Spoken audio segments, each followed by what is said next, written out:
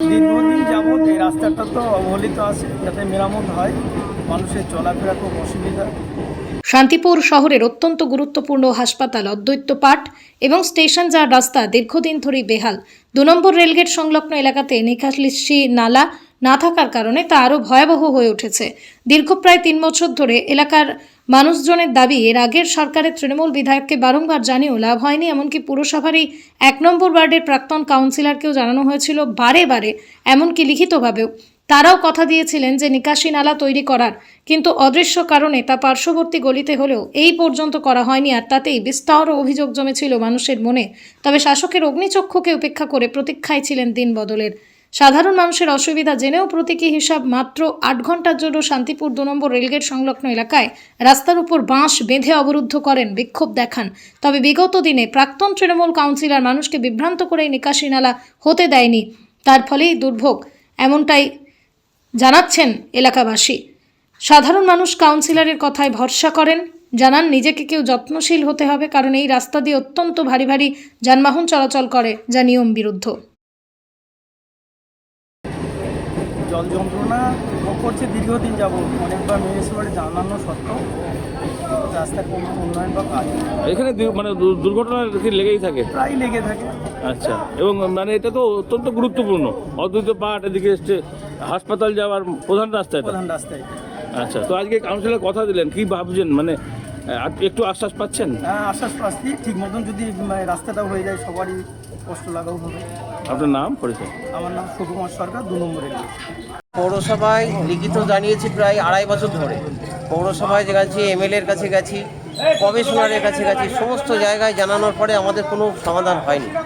বাধ্য হয়ে আমরা এই জায়গায় যেতে বাধ্য, কারণ এখানে ছেলেপেলে স্কুলে যায়, পড়ে গিয়ে কারো হাত ভেঙে যায়, অনেক কিছু সমস্যার সৃষ্টি হয়।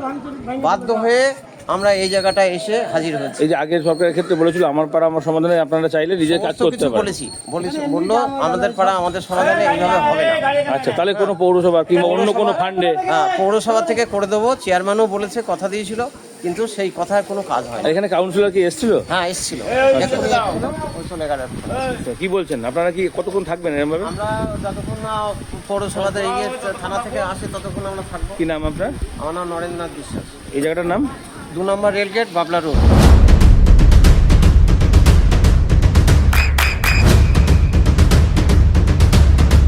বৃষ্টিতে স্বস্তি। বৃষ্টি অ্যাকোয়া, বিশুদ্ধ পানীয় জল। ছিল কোথাও? বছর ৩ ধরে আমরা অভিযোগ জানাচ্ছি বা আমরা একটা লিখিত জমা দিয়েছি চেয়ারম্যানের কাছে, শান্তিপুর মিউনিসিপ্যালিটির চেয়ারম্যান। ওনাকে বহুবার বলেছি যে এই রাস্তাটা এখন যাতায়াত, প্রচুর লোকের যাতায়াত, এই রাস্তাটার এখন গুরুত্ব অনেক বেশি হয়েছে। তথাপিও তিনি আমাদের একবারও এই রাস্তার দিকে নজর দেননি। ওনাকে একদিন ডেকে এনে আমরা এখানে বসিয়ে বুঝিয়েছি, চেয়ারম্যান সাহেবকে। উনি এখানে এসছেন, আমরা বেশ কয়েকজন ছিলাম, ওনাকে বুঝিয়েছিলাম যে এখানে এত লোকের যাতায়াত, কিন্তু এত পরিমাণে জল জমে বর্ষা হলে একটা ড্রেনের বিশেষ প্রয়োজন। ড্রেনটা হওয়ার পরে রাস্তাটা ঠিক করে নিকাশির জন্য এখানে জলটা, মেনলি নিকাশির জন্যই জলটা জমছে, এবং জলটা জমার পরে রাস্তাটা খারাপ হচ্ছে। বেশ কিছুদিন আগেও গেছিলাম, মাস ৬ আগে, তাও তিনি গুরুত্ব দেননি। শুধু বলছেন আমি ইঞ্জিনিয়ার পাঠাবো, ইঞ্জিনিয়ার পাঠিয়ে দেখে আসবো, দেখে এসে একটা ব্যবস্থা নেবো, কিন্তু করেননি। এখানে তো কাউন্সিলরও তো কাছাকাছি বাড়ি, তিনি কি বলছেন? আমরা কাউন্সিলরকেও বলেছিলাম, বিগত কাউন্সিলরকেও বলেছি বিষয়টা। এখন দেখুন, প্রশাসনিক মহল কীভাবে কাজটাকে করবে সেটা তারা সবসময় যাতায়াত করে, তারা বলতে পারবে। তাদেরও তো উচিত যতটা তাড়াতাড়ি সম্ভব। এই অবস্থায় মানে কতদিন ধরে রয়েছে এটা? তো দীর্ঘ ধরে নিন বছর চারেক। যে আমাদের ড্রেনটা হয়েছে বটতলা থেকে, বহু চেষ্টা করেছিলাম বটতলার ড্রেনটা যাতে এখান থেকে শুরু, বাম্পার এখান থেকে শুরু হয়, কিন্তু আমি বহুবার বলাতেও সেই ড্রেনটা তখনই বলেছিল যে ওখান থেকে অ্যালার্ট আছে, এই পর্যন্ত আনা যাবে না। তখন যদি ওই ড্রেনটা এই পর্যন্ত চলে আসতো তাহলে আমাদের আশা করি এই দুর্ভোগটা তো হতো না। কিন্তু আজকে তো মানুষেরও অসুবিধা যথেষ্ট, এই এরকম গুরুত্বপূর্ণ রাস্তা আটকে থাকলে এটা কতক্ষণই বা থাকবে? কিছু করার নেই। আমরা প্রশাসনের দৃষ্টি আকর্ষণ করতে চাইছি, তারা আসুক, তারা এসে দেখুক কি পরিস্থিতি।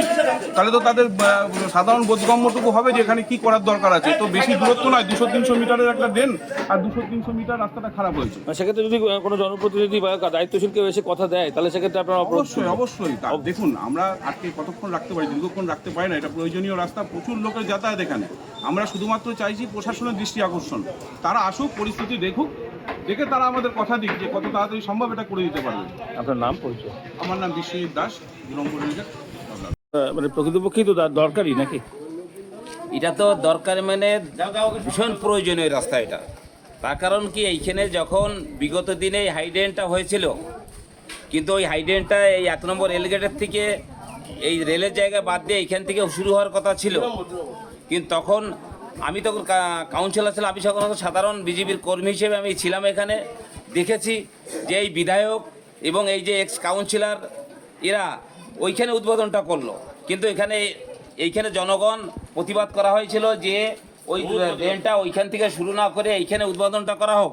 কিন্তু বিধায়ক এবং এই যে এক্স কাউন্সিলর এরা কী করলো, এরা একটা ষড়যন্ত্র করে ড্রেনটাকে ওইখানে উদ্বোধন করলো। ওরা বললো প্রতিশ্রুতি দিল কি যে ওইখানে উদ্বোধন হচ্ছে, ও হওয়ার পরে আমরা ড্রেনটা এইখান থেকে শুরু করব। কিন্তু আজ অবধি ওই ড্রেনটা হয়নি। এখন তো বিধায়ক এখন নেই, উনি তো এখন এক্স বিধায়ক হয়ে গেছে।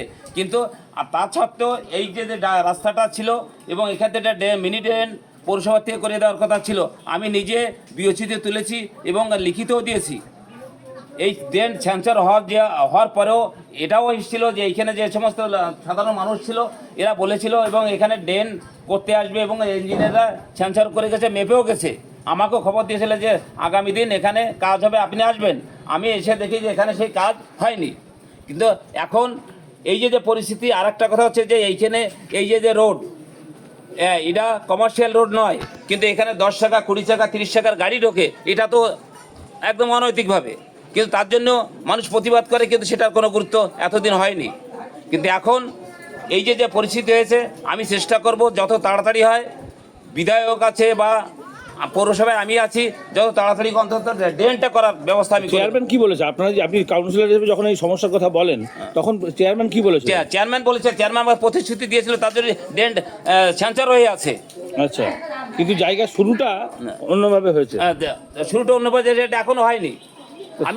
আমাকেও বিওসিতে প্রতিশ্রুতি দিয়েছিল যে ড্রেনটা করে দেবো, কিন্তু আজ পর্যন্ত চেয়ারম্যান করেনি। আমি আগামী দিন বা আগামী দিন তো আর হবে না, আমি সোমবারে গিয়ে আমি চেয়ারম্যানকে বলবো এই ড্রেনটা ইমিডিয়েটলি করে দিতে। এবং মানুষের যন্ত্রণা তো রয়েছে, অবশ্যই রয়েছে, এবং এই এলাকার লোকও পিটিশন দিয়েছে। কিন্তু তারপরেও এই তৃণমূল সরকার থাকতে কোনো অ্যাকশন কেন হলো না? তো আজকে কি আশা করছেন এরপরে যে কোনোভাবে হোক, আমি কাউন্সিলর হিসেবে বলে যাচ্ছি এবং বিধায়ক বা পৌরসভার মাধ্যমে এই ড্রেনটা আমি ইমিডিয়েটলি করে দেবো। আচ্ছা, এটুকু আমি বলতে পারি। সেক্ষেত্রে মানুষের কথা কি বলবেন? মানুষকে কি বলবেন এই গুরুত্বপূর্ণ পথ এখন তুলে দেওয়ার ব্যাপারে?